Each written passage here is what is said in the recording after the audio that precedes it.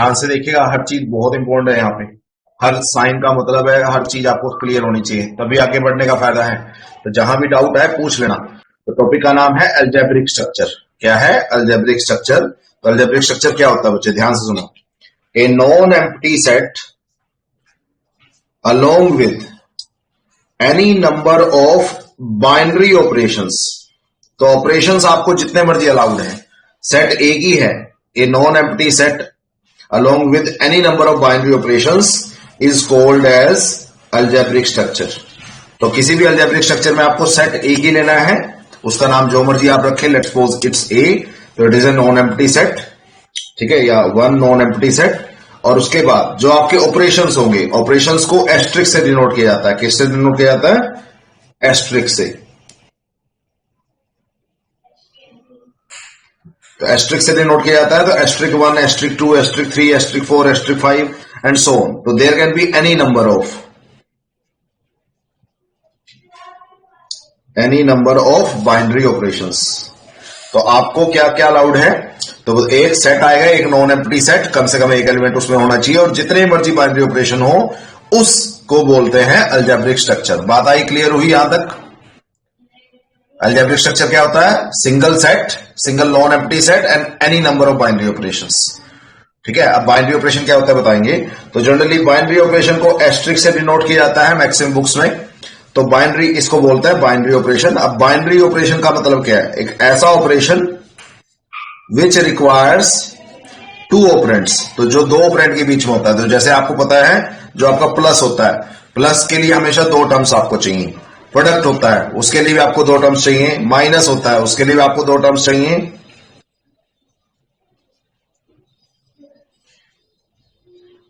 मोडलो डिवाइड होता है उसके लिए भी दो टर्म्स चाहिए, और डिवाइड होता है उसके लिए भी दो टर्म्स चाहिए, एक्सेट्रा। और भी बहुत सारे ऑपरेशन आ सकते हैं जिनके लिए सिर्फ दो ऑपरेंड चाहिए आपको। दोबारा बताता हूं अलजेब्रिक स्ट्रक्चर में क्या अलाउड है। एक non empty set with any number of binary operation.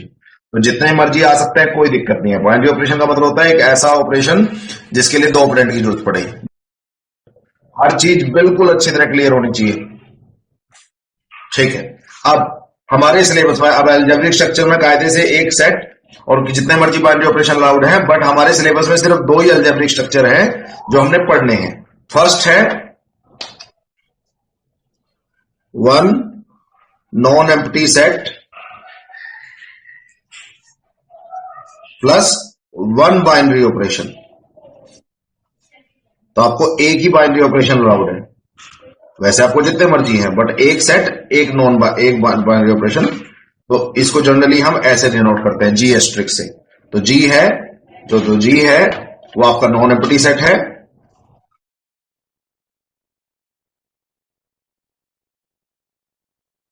क्या है? Binary operation. तो एक सेट, एक बाइनरी ऑपरेशन। तो ध्यान से सुनना, एक सेट एक बाइनरी ऑपरेशन के साथ अगर चार प्रॉपर्टीज, मैं बताऊंगा कौन कौन सी चार प्रॉपर्टीज सेटिस्फाई कर जाएं, तो उस अलजेब्रिक स्ट्रक्चर को बोलते हैं ग्रुप। तो ग्रुप वन रिंग का टॉपिक है। तो ग्रुप्स में क्या आएगा? एक सेट आएगा, एक बाइनरी ऑपरेशन आएगा, प्लस चार प्रॉपर्टीज आएंगी। उसकी हम बात करेंगे, तो चिंता करने की जरूरत नहीं है। तो first type of algebraic set है एक सेट और एक बाइनरी ऑपरेशन। तो अगर उसमें फर्दर चार प्रॉपर्टीज भी सेटिस्फाई हो जाए तो उसको ग्रुप बोलना स्टार्ट कर देते हैं। उसके बाद दूसरे टाइप में अलाउड है हमें एक नॉन एम्प्टी सेट प्लस दो बाइनरी ऑपरेशन। और वो भी कौन कौन से? दो बाइनरी ऑपरेशंस भी कौन कौन से? एक प्लस एंड मल्टीप्लाई। तो जनरली इसको हम डिनोट करते हैं ऐसे, आर प्लस प्रोडक्ट। तो एक नॉन एम्प्टी सेट आर आ गया और दो बाइनरी ऑपरेशंस आ गए, प्लस एंड प्रोडक्ट। तो इसको हम बोलते हैं रिंग। तो R plus product plus 8 properties में कौन कौन सी प्रॉपर्टीज आती है? 8, वो हम बात करेंगे। इसको हम बोलते हैं बच्चे रिंग। क्या बोलते हैं? रिंग। तो इसलिए कई बार टॉपिक का नाम बोलते हैं ग्रुप एंड रिंग। तो हमारे सिलेबस में सिर्फ दो ही अलजेब्रिक स्ट्रक्चर हैं, एक सेट एक ऑपरेशन वाला और एक सेट दो ऑपरेशन वाला। तो एक सेट एक ऑपरेशन प्लस 4 प्रॉपर्टीज बनता है ग्रुप, और एक सेट दो ऑपरेशन प्लस 8 प्रॉपर्टीज बनता है रिंग। तो ग्रुप बनने के लिए ऐसा नहीं कि एक सेट एक ऑपरेशन आ गया तो ग्रुप होता ना, 4 प्रॉपर्टीज भी सेटिस्फाई होनी चाहिए। इसी तरह एक सेट 2 ऑपरेशन आने पे ही खाली रिंग नहीं होता, 8 प्रॉपर्टीज भी सेटिस्फाई होनी चाहिए। तो होपफुली अब तक अलजेब्रिक स्ट्रक्चर का मतलब क्या है, एक non empty set along with any number of binary operation, फिर उसका एक वेरिएंट आया एक नॉन एम्प्टी सेट प्लस यानी विद 1 बाइनरी ऑपरेशन। तो और उसके फर्दर अगर 4 प्रॉपर्टी सेटिस्फाई वो बोलते हैं एक non empty set along with 2 binary operations plus 8 properties अगर सेटिस्फाई हो जाए तो उसको रिंग बोलना स्टार्ट कर देते हैं। कौन सी वो 4 है और कौन सी वो 8 है, हम उनके बारे में डिटेल से डिस्कस करेंगे। अब बात आती है ग्रुप की डेफिनेशन की। तो ग्रुप क्या होता है, आपको पता है ग्रुप जो है वो एक अलजेब्रिक स्ट्रक्चर ही है। An algebraic structure with 1 non empty set G, मैंने सेट का नाम जी मान लिया, एंड 1 बाइनरी ऑपरेशन एस्ट्रिक। ध्यान रखना बाइनरी ऑपरेशन को जनरली एस्ट्रिक से डिनोट करते हैं, that is G asterisk is set to be, G asterisk फिलहाल तक अलजेब्रिक स्ट्रक्चर है, is set to be group if it will satisfy all following 4 properties. तो अगर ये बात जो नीचे 4 प्रॉपर्टीज लिखी हुई हैं अगर इन चारों को सेटिस्फाई करेगा, तो मैं ऐसे भी लिख देता हूं इफ एंड ओनली इफ। तो if and only if it will satisfy following 4 properties. तो फर्स्ट प्रॉपर्टी क्या है, क्लोजर प्रॉपर्टी। सेकंड प्रॉपर्टी क्या है, एसोसिएटिव प्रॉपर्टी।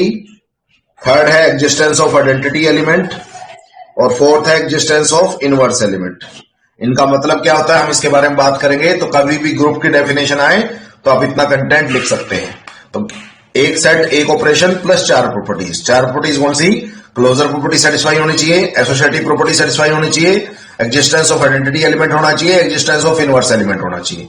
तो अगर ये चारों बातें अगर किसी भी पॉइंट पे मना हो गया तो मना है, तो चारों बातें सेटिस्फाई हो तभी उसको ग्रुप बोलेंगे, तभी उस अलजेब्रिक स्ट्रक्चर को हम ग्रुप बोलेंगे, नहीं तो उसको ग्रुप नहीं बोलेंगे। अब क्लोजर प्रॉपर्टी को डिटेल से समझते हैं कि क्लोजर प्रॉपर्टी का नाम मतलब क्या होता है। तो ध्यान से देखना, तो अगर मेरे पास जी एस्ट्रिक है तो क्लोजर प्रॉपर्टी का मतलब है for all A B belongs to G it implies A asterisk B belongs to G. ये बात समझो, हर चीज समझो। इसका मतलब होता है आपको पता है फॉर ऑल, इसका मतलब होता है बिलोंग्स टू, इसका मतलब होता है इट इंप्लाइज, इसका मतलब होता है अगेन आपका बिलोंग्स टू, और इसका मतलब होता है binary operation.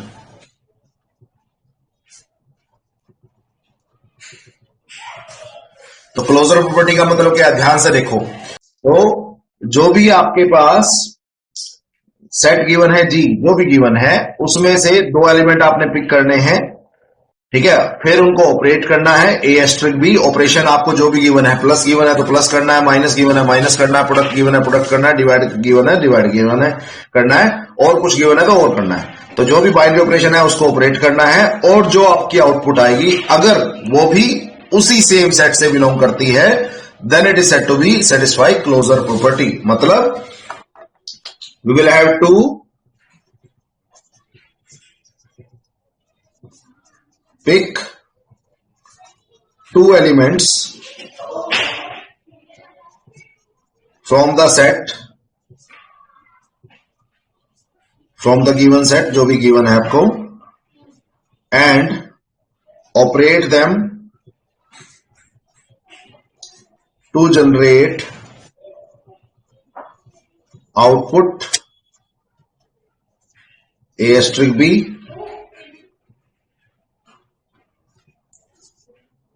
then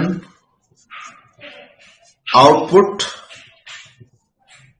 must also belongs to same set G। आराम से समझो क्योंकि यही सबसे टिपिकल पॉइंट है इसके। मैक्सिमम बच्चों क्लोजर प्रॉपर्टी पर लेनी पड़ती। क्लोजर प्रॉपर्टी क्या कहती है, जो भी सेट गिवन है उसके अंदर से 2 एलिमेंट उठाओ, उनको ऑपरेट करो, अगर जो रिजल्ट है वो भी सेम सेट से बिलोंग करे तो इसका मतलब वो क्लोजर प्रॉपर्टी सेटिस्फाई कर रहा है, नहीं तो वो क्लोजर प्रॉपर्टी सेटिस्फाई नहीं कर रहा। ठीक है, 2 इनपुट भी उठानी है उसके अंदर, और जो आपकी आउटपुट है वो भी उसी के अंदर मिलनी चाहिए। इसका मतलब क्या है और डिटेल में समझेंगे, डोंट वरी अबाउट इट। अब एक चीज बताओ, चलो मान लो मेरे पास एक सेट है R plus. R is the set of, आपको पता होगा क्या होता है आर, क्या होता है सेट ऑफ रियल नंबर्स। ठीक है, फटाफट बताओ, अगर मैं दो एलिमेंट उठाऊं आर से और उनको ऑपरेट कर दूं, ऑपरेशन क्या है यहां पे, जल्दी बताओ ऑपरेशन क्या है, प्लस, और उनको ऑपरेट कर दूं मतलब यहां प्लस कर दूं, तो मैं चलो ऐसे लिख देता हूं A asterisk B equal to A plus B. ठीक है, अब एक चीज बताओ, दो रियल नंबर्स को ऐड करके भी क्या आता है, दो रियल नंबर को ऐड करके रियल आएगा या कुछ और आएगा? दो अगर रियल नंबर, कोई भी दो नंबरों को ऐड करूंगा तो obviously that will be real, तो बिलोंग्स टू रियल, तो यस, इसका मतलब it satisfy, so R plus satisfy closure property. तो ऐसे हमने चेक करना है कि क्लोजर प्रॉपर्टी को सेटिस्फाई कर रही है कि नहीं करना है। तो क्या करना है, जो भी सेट गिवन है उसके अंदर से दो एलिमेंट उठाने हैं, उनको ऑपरेट करना है और देखना है जो आपकी आउटपुट है वो भी उसी सेट से बिलोंग करती है क्या। इनपुट भी सेम सेट से उठानी है और आउटपुट भी सेम सेट से उठानी है, तो ये हर साइन इंपॉर्टेंट है, ध्यान रखिएगा। ठीक है, तो होपफुली यहां तक कोई डाउट नहीं होगा। ठीक है, नेक्स्ट प्रॉपर्टी बच्चों, सेकंड है associative property.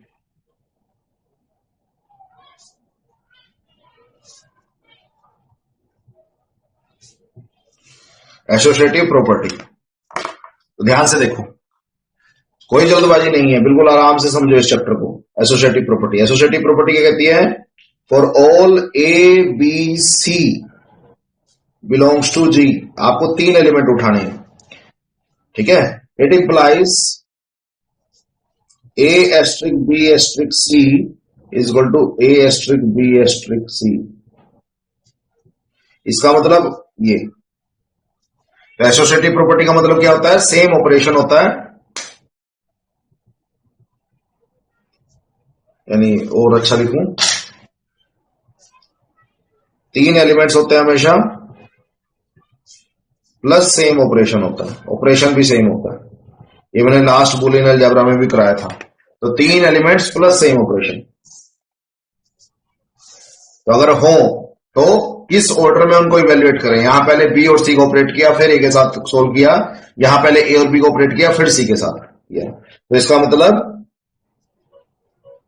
If order of evaluation does not matter,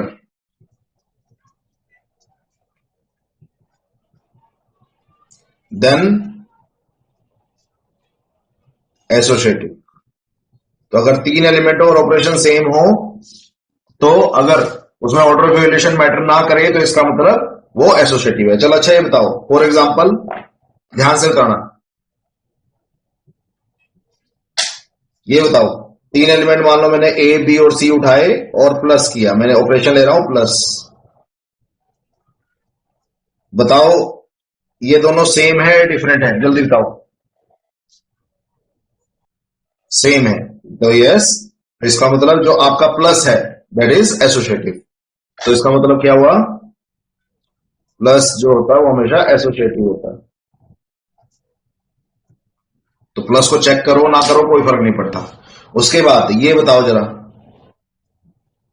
multiply ले लिया मैंने,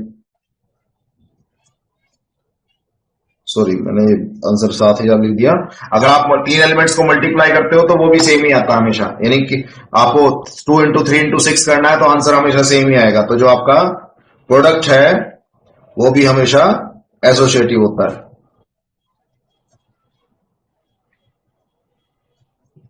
ठीक है, अब फटाफट ये बताओ,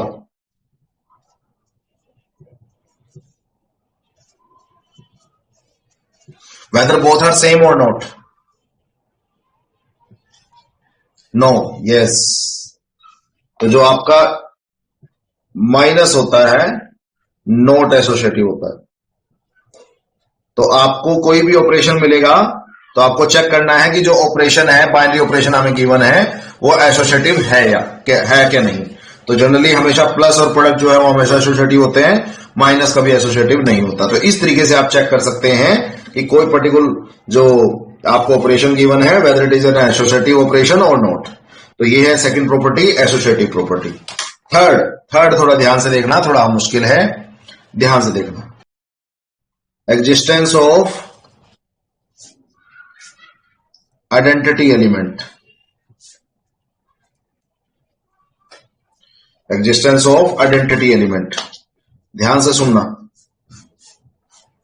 for all A belongs to G, आपने एक एलिमेंट उठाना है। There exist E belongs to G such that A asterisk E is equal to A. आपको मतलब पता है इसका मतलब क्या होता है? फॉर ऑल, इसका मतलब होता है देयर एग्जिस्ट।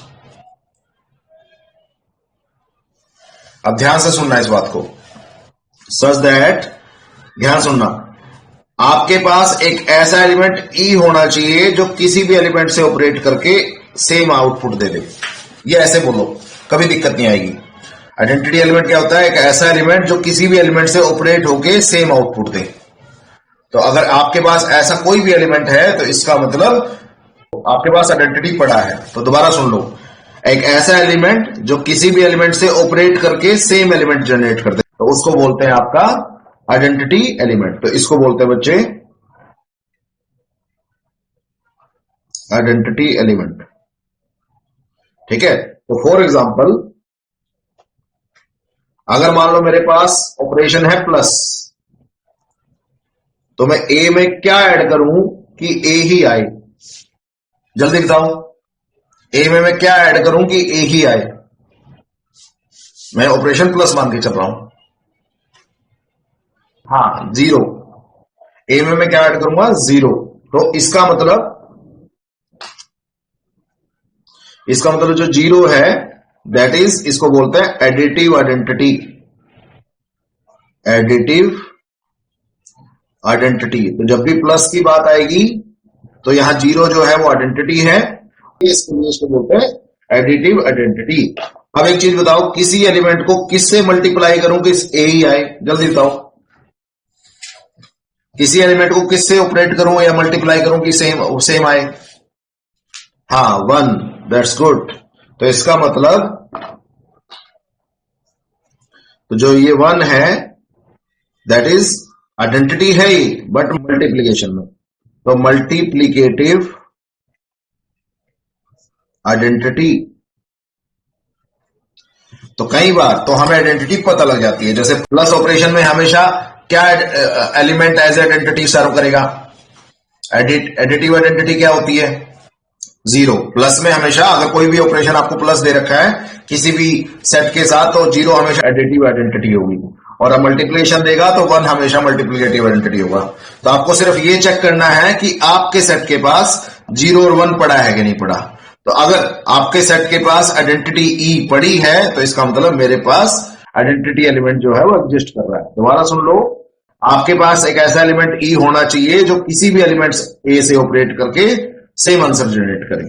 तो अगर आपके पास ऐसा एलिमेंट पड़ा है तो इसका मतलब आपके पास ये थर्ड प्रॉपर्टी भी सेटिस्फाई होगी। अगर आपके पास ऐसा कोई एलिमेंट नहीं पड़ा तो इसका मतलब आपके पास थर्ड प्रॉपर्टी सेटिस्फाई नहीं हुई। यहां तक कोई डाउट? एसोसिएटिव बहुत आसान है, यहां पे मैक्सिमम बच्चे पंगा करते हैं। तो अच्छी तरह समझते रहो, कोई रट्टा मारने की जरूरत नहीं है, ठीक है। अच्छी तरह समझोगे तभी ये समझ में आएगा चैप्टर, नहीं तो ये और हर लेक्चर जो है वो पिछले लेक्चर से कनेक्टेड है। तो अगर आपको फर्स्ट लेक्चर आता है तभी आपको सेकंड समझ में आएगा, सेकंड आता है तभी आपको थर्ड समझ में आएगा। तो ध्यान रखना इस बात का। नेक्स्ट है fourth property, existence of inverse element. Existence of inverse element, तो आपके पास इनवर्स एलिमेंट भी पड़ा होना चाहिए। तो इसका मतलब ये होता है, अब इनवर्स एलिमेंट होता क्या है उसी बात हम कर रहे हैं।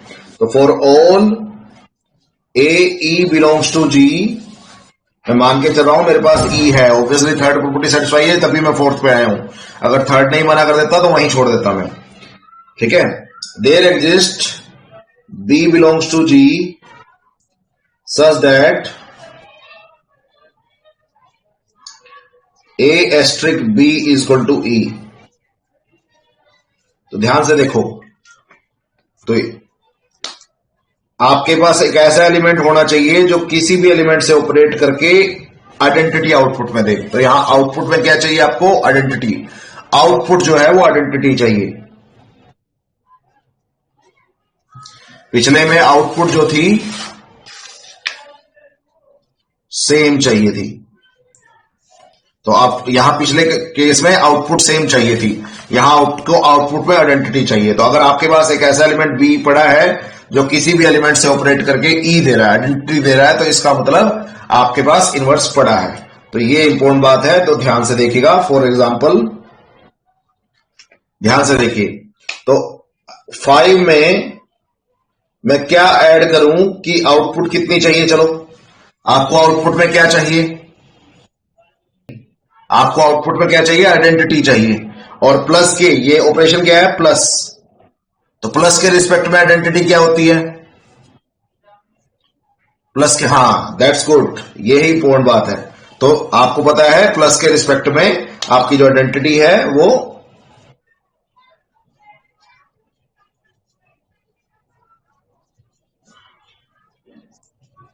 तो अब बताओ यहां मैं क्या ऐड करूं कि 0 आए? 5 में मैं क्या ऐड करूं कि 0 आए? जल्दी बताओ।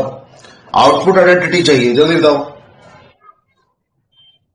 5 में क्या ऐड करूं कि 0 आए? Yes, that's good. तो 5 में अगर मैं -5 ऐड करूं तो 0 आएगा। तो इसका मतलब जो ये -5 है, ये मेरा क्या बना? Inverse of 5। ये बात समझो, आई बात समझ में? तो ऐसा एलिमेंट जो किसी भी एलिमेंट से ऑपरेट करके आइडेंटिटी आउटपुट में दे, आया समझ में? तो 5 में क्या ऐड करूं कि 0 आए? -5। -5 में क्या ऐड करूं कि 0 आए? जल्दी बताओ। -5 में क्या ऐड करूं कि 0 आए? यस, +5, बिल्कुल ठीक है। तो अगर कोई ए है तो उसका जो एडिटिव इनवर्स है वो क्या होगा? ए का एडिटिव इनवर्स तो -a। तो ए के लिए जो एडिटिव इनवर्स होता है वो -a होता है। तो होपफुली ये बात समझ आ गई। उसके बाद दूसरा, 5 को मैं किससे मल्टीप्लाई करूं? मल्टीप्लाई में आइडेंटिटी क्या होती है? आउटपुट क्या चाहिए? जल्दी बताओ। हाँ, बिल्कुल ठीक, बिल्कुल ठीक, आप बिल्कुल सही आ रहे हो। तो आपको, क्योंकि आपको ऑपरेशन के हिसाब से आइडेंटिटी आपकी सेट होती है, तो ये आपको पता है मल्टीप्लिकेटिव आइडेंटिटी होती है। तो बताओ 5 को मैं किससे मल्टीप्लाई करूं कि 1 आए? आपको आउटपुट 1 चाहिए। 5 को मैं किससे मल्टीप्लाई करूं? 1 आए। Yes, that's good. तो 5 इंटू 1/5 इज 1। तो इसका मतलब ये मेरा जो है, ये मेरा मल्टीप्लिकेटिव इनवर्स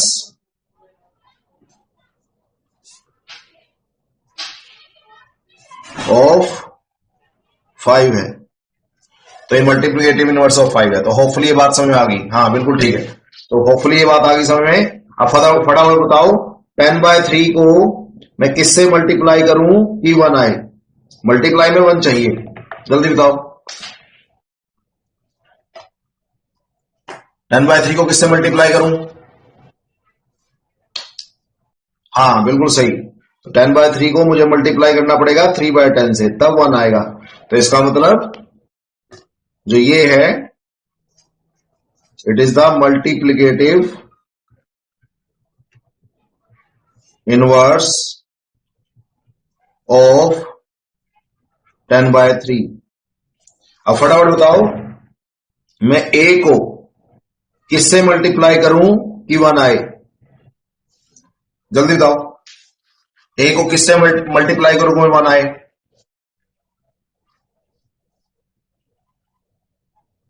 हाँ, बिल्कुल ठीक है।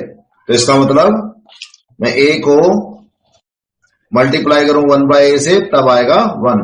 तो इसका मतलब जो आपका a अगर है तो उसका अगर मल्टीप्लिकेटिव इनवर्स निकाल लोगे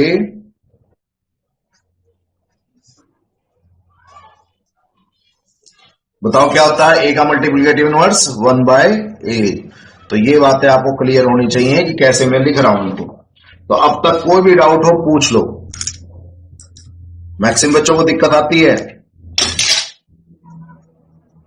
इन दो स्टेप्स में, सबसे ज्यादा तो यही मैक्सिमम बच्चों को कंफ्यूज करते हैं। ये दो प्रॉपर्टी सबसे ज्यादा तो ये करती है कंफ्यूज, बाकी तो फिर भी समझ में आ जाती है बच्चों की। Third property existence of identity element और existence of inverse element. Identity का मतलब क्या है? एक ऐसा एलिमेंट जो किसी भी एलिमेंट से ऑपरेट करके सेम आउटपुट दे, सेम आउटपुट, ठीक है, उसको बोलते हैं आइडेंटिटी एलिमेंट। ठीक है,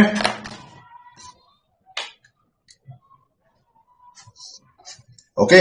तो आपको देखना है मैं किसी भी एलिमेंट को किससे ऑपरेट करूंगी आउटपुट सेम आए। तो जैसे ए में मैं क्या ऐड करूंगी, आउटपुट ए ही चाहिए, तो 0। तो 0 इज द आइडेंटिटी आइडेंटिटी और 1 इज द मल्टीप्लिकेटिव आइडेंटिटी।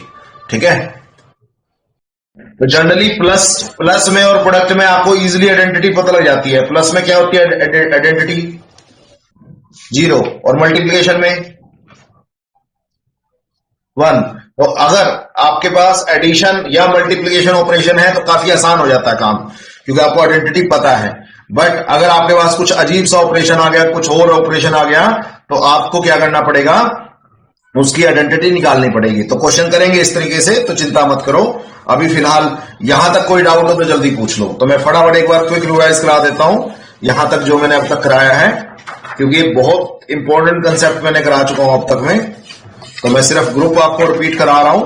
तो ग्रुप के लिए पहली बात तो ये एक अलजेब्रिक स्ट्रक्चर होता है, बट इसमें एक सेट और एक ही ऑपरेशन अलाउड है। तो इसमें 4 प्रॉपर्टी सेटिस्फाई करनी चाहिए: closure, associative, existence of identity, existence of inverse. तो क्लोजर प्रॉपर्टी क्या क्या कहती है कि आपने 2 इनपुट उठानी है सेम सेट से और आपको उनको ऑपरेट करना है, और वो जो आउटपुट आएगी वो भी सेम सेट में आनी चाहिए। तो अगर इनपुट भी सेम सेट से है और आउटपुट भी सेम सेट में है तो इसका मतलब वो क्लोजर प्रॉपर्टी को सेटिस्फाई कर रहा है। उसके बाद एसोसिएटिव प्रॉपर्टी कुछ नहीं कहती, 3 एलिमेंट उठाओ और सेम ऑपरेशन होना चाहिए। तो अगर 3 एलिमेंट उठाओ और सेम ऑपरेशन हो और ऑर्डर ऑफ इवैल्यूएशन अगर डजंट मैटर, अगर order of evaluation doesn't matter मतलब ब्रैकेट का ऑर्डर कोई फर्क नहीं पड़ता, बीसी पे लगाओ या एबी पे लगाओ, then it is said to be associative. तो आपको पता है प्लस हमेशा एसोसिएटिव होता है, प्रोडक्ट हमेशा एसोसिएटिव होता है, माइनस कभी भी एसोसिएटिव नहीं होता। एक बात और बता दूं आपको मैं, ग्रुप के लिए आपको 4 की 4 प्रॉपर्टी होल्ड करनी चाहिए। तो अगर किसी प्रॉपर्टी ने क्लोजर प्रॉपर्टी पे मना कर दिया तो वहीं छोड़ दो क्वेश्चन। किसी प्रॉपर्टी ने या किसी क्वेश्चन ने एसोसिएटिव प्रॉपर्टी पे मना कर दिया तो वहीं छोड़ दो क्वेश्चन, क्योंकि आपको उसको ग्रुप चेक करना ही नहीं। तो नेक्स्ट प्रॉपर्टी पे सिर्फ तब जाना है जब आपकी एग्जिस्टिंग प्रॉपर्टी सेटिस्फाई हो। तो एग्जिस्टेंस ऑफ आइडेंटिटी क्या कहती है कि for all A belongs to G there exist E belongs to G. मतलब आपके पास एक ऐसा एलिमेंट ई होना चाहिए जो किसी भी एलिमेंट से ऑपरेट करके सेम आउटपुट दे दे। तो आपको जैसे पता है ऑपरेशन मान लो प्लस है, तो मैं क्या ऐड, किसी भी एलिमेंट में क्या ऐड करूं, जैसे मान लो ऐसे करूं, अगर इसको और बेटर वे में अगर मैं लिखूं तो a प्लस, मुझे आउटपुट में a चाहिए, तो मैं क्या करूं, तो ऑब्वियसली 0। सिमिलरली तो मैं a को किससे मल्टीप्लाई करूं, आपको आउटपुट सेम चाहिए,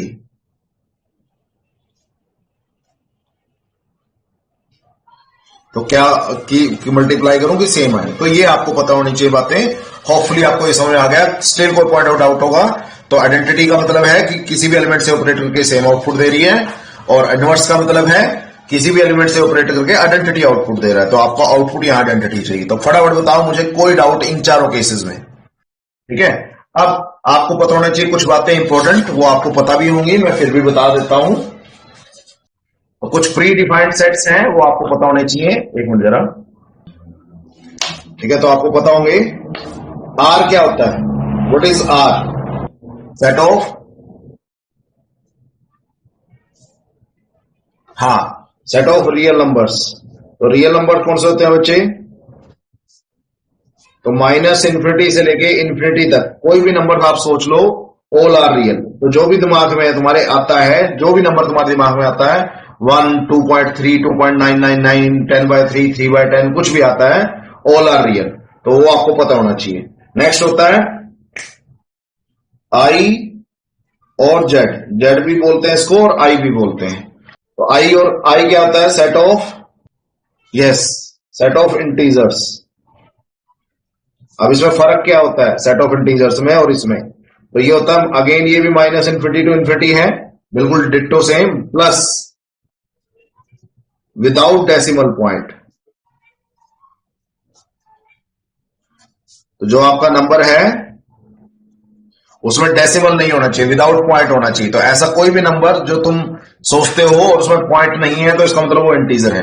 रियल में तो सारे आएंगे, बट इंटीजर में सिर्फ वो आएंगे जिसमें डेसिमल पॉइंट नहीं होता। तो ये बात ध्यान रखना। उसके बाद नेक्स्ट होता है डब्ल्यू। क्या होता है W? Set of whole numbers. Yes, बिल्कुल ठीक है।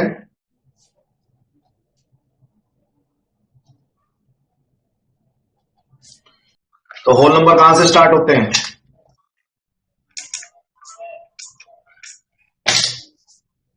जीरो से स्टार्ट होते हैं, याद रखना, plus without decimal point. Again इसके अंदर डेसिमल पॉइंट अलाउड नहीं है, साथ ही साथ अब नेगेटिव नंबर भी अलाउड नहीं है। स्टार्ट कहां से होगा? जीरो से। ठीक है, ओके, दैट्स गुड। तो जीरो इंक्लूडेड है इसमें। उसके बाद नेक्स्ट होता है एन। एन क्या होता है? Set of natural numbers. Natural number start from 1 to infinity plus without decimal point. तो ये बात आपको क्लियर होनी चाहिए बिल्कुल अच्छी तरह से।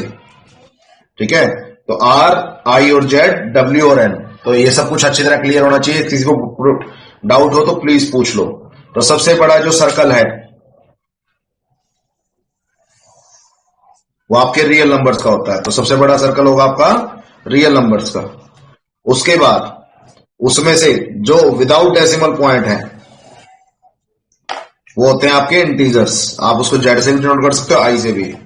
उसके अंदर zero to infinity, again negative को छोड़ दो, ये इसमें नेगेटिव भी है, पॉजिटिव भी है, जीरो भी है, इसमें सिर्फ नेगेटिव, जीरो और पॉजिटिव है, तो वो होते हैं आपके डब्ल्यू। और फाइनली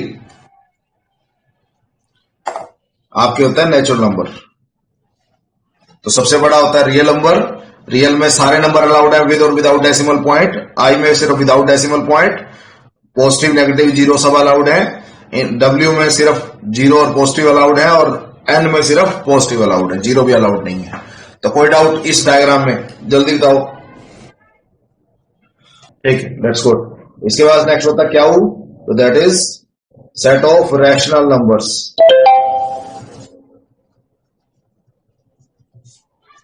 तो सेट ऑफ रैशनल नंबर होते हैं जो भी पी बाय क्या की फॉर्म में होंगे, एंड क्या is not equal to zero. तो जो भी पी बाय क्या की फॉर्म में होंगे ऐसे नंबर्स, और डिनोमिनेटर जो है वो जीरो नहीं होना चाहिए। और सी होता है बच्चे सेट ऑफ कॉम्प्लेक्स नंबर्स। तो सेट ऑफ कॉम्प्लेक्स नंबर आपको पता है क्या होता है? ए प्लस आयोटा बी टाइप के। जल्दी बताओ कहां डाउट है? मेरा काम खत्म हो गया यहां तक।